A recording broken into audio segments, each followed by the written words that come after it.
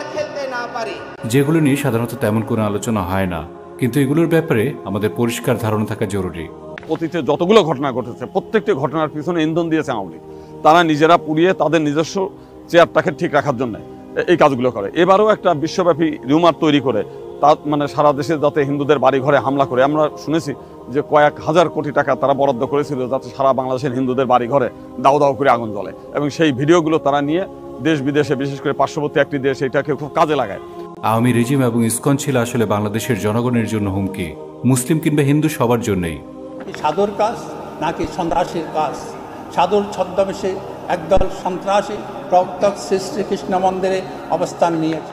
চিন্ময়, ISKCON, BJP, RSS বা র, এরা সবাই একই পরিবারের সদস্য, মিলেমিশেই থাকে। এদের লক্ষ্য, উদ্দেশ্য, পরিচিতি, কৌশল জানা আমাদের জন্য জরুরি। শ্রীকৃষ্ণের প্রতি ভক্তি এবং কৃষ্ণপ্রীতির কারণে ইসকনের স্লোগান হওয়ার কথা ছিল হরে কৃষ্ণ, কিন্তু হঠাৎ করে তাদের মুখে কৃষ্ণ স্লোগানের পরিবর্তে জয় শ্রীরাম কেন? এমনকি বাংলাদেশেও ইসকনের অনেক উগ্র সন্ত্রাসী তাদের সন্ত্রাসী তাণ্ডব চালানোর সময়ে জয় শ্রীরাম স্লোগান দিয়েছে। আপাত দৃষ্টিতে ধর্মীয় মনে হয় এই স্লোগান আসলে মানুষের খুনের লাইসেন্স।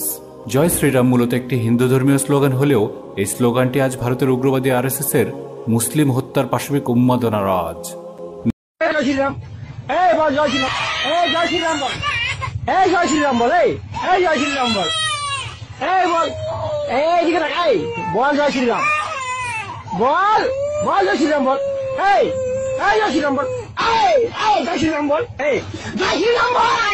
জয় শ্রীরাম শব্দটি যে মুসলমানদের উপর কেমন জুলুম নির্যাতন করা লাইসেন্সকৃত শব্দ।